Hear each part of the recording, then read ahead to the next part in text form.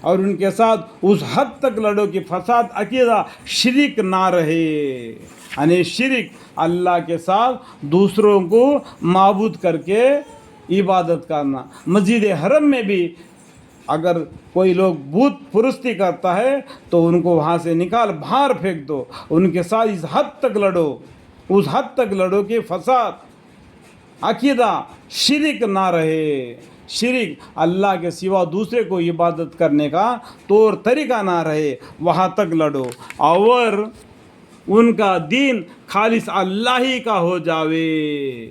یہ ان کا دین کیا ہے؟ صرف اللہ ہی کے عبادت کے لیے ہو جائے، شرک کا نام نہ رہے، وہاں تک لڑو، خاص اللہ ہی کا ہو جاوے۔ اور اگر وہ لوگ کفر سے باز آ جاوے تو سختی کسی پر نہیں ہوا کرتی۔ اگر وہ کفر سے باز آ جائے تو ان کے پر سختی نہیں کرنا۔ جو لوگ کلمہ پڑھ لیا تو جلدی سے اس کو قتل نہیں کرنا، یہ موت کے ڈر سے کلمہ پڑھ لیا، یہ بات نہیں کہہ دینا۔ آپ نے کیا اس کا بدن کو، اس کا سینے کو چیر کر دیکھا ہے کہ ڈر کے وجہ سے یہ کلمہ پڑھ لیا بول کے؟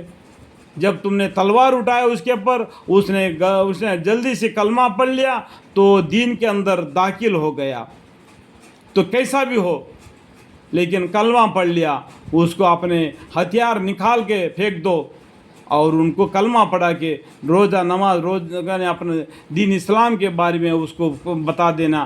سب سے پہلا وہ غسل کر لینا، اس کے بعد میں کلمہ پڑھ لینا، اس کے بعد میں نماز پڑھ لینا۔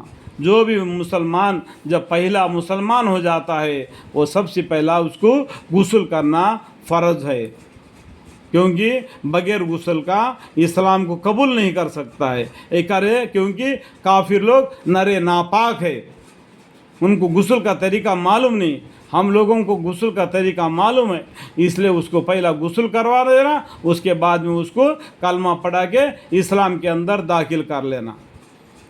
اگر وہ کلمہ پڑھ لیا تو اس کو کبھی بھی قتل نہیں کرنا۔ باز آ جاوے تو سختی کسی پر نہیں ہوا کرتی، بجد انصافی کرنے والوں کے انصاف کے ساتھ برتاؤ کرنا۔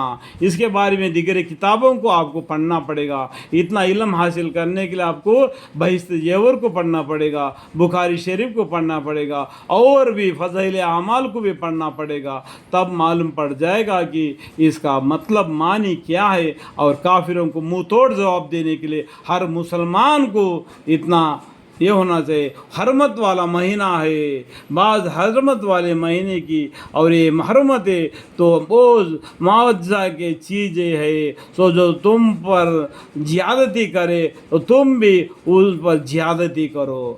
جو مسلمان پر وہ زیادتی کرتے ہیں ان کو پر بھی زیادتی کرو، حرمت والے مہینے میں بھی۔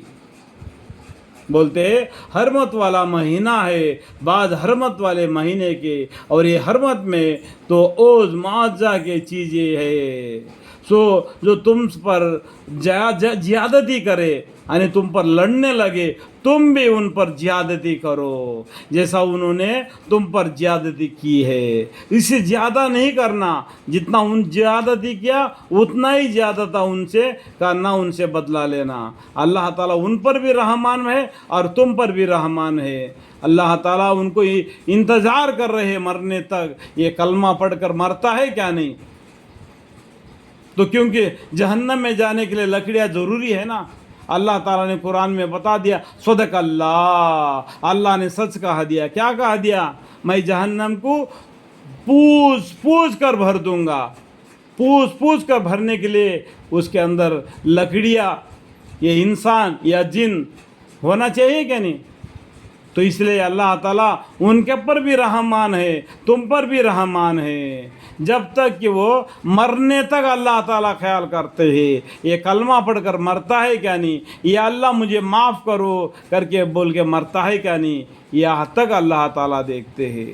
موت کی حالت میں، سکرات حالت میں لوگ بولتے ہیں کہ کلمہ پڑھ لو، کلمہ پڑھ لو، اس کے اوپر کیا گزر رہی ہوگی تو اللہ وہ بہتر جانتا ہے، ٹھیک ہے؟ اور اللہ تعالیٰ سے ڈرتے رہو، اور یقین کر لو کہ اللہ تعالیٰ ڈرنے والوں کے ساتھ ہوتے ہیں۔ واتقوا اللہ واعلموا ان اللہ مع المتقین، متقی پرہیزگاروں کے ساتھ اللہ تعالیٰ رہتے۔ پرہیزگار متقی لوگ ہر بات میں ہر کام میں اللہ سے ڈرتے رہتے ہیں. اور تم لوگ جان کے ساتھ مال بھی خرچہ کیا کرو. جان کے ساتھ یعنی تم جہاد کرتے ہو اپنی جان فدا کر کے، اور اس کے بعد میں جان کے ساتھ مال بھی خرچہ کیا کرو اللہ کی راہ میں. اور اپنے آپ کو اپنے ہاتھوں میں تباہی میں مت ڈالو. خود اپنے ہاتھوں سے اپنے قبر مت کھودو. کہنے کا مطلب یہ ہے کہ خود اپنے ہاتھوں سے اپنا قبر مت کھودو، اور تم لوگ جان کے ساتھ مال بھی خرچہ کیا کرو اللہ کے راہ میں، اور اپنے رب کو اپنے آپ کو اپنے ہاتھوں تباہی میں مت ڈالو. یہاں پر 2 نمبر فائدہ لکھا ہوا ہے، وہاں پر بازو میں دبی معنی ہے، وہ پڑھنے سے معلوم پڑ جائے گا. ٹھیک ہے. اور کام اچھی طرح کیا کرو. بلا شک اللہ تعالیٰ پسند کرتے ہیں اچھی طرح کام کرنے والوں کو. اللہ تعالیٰ اچھی طریقے سے کام کرنے والوں کو پسند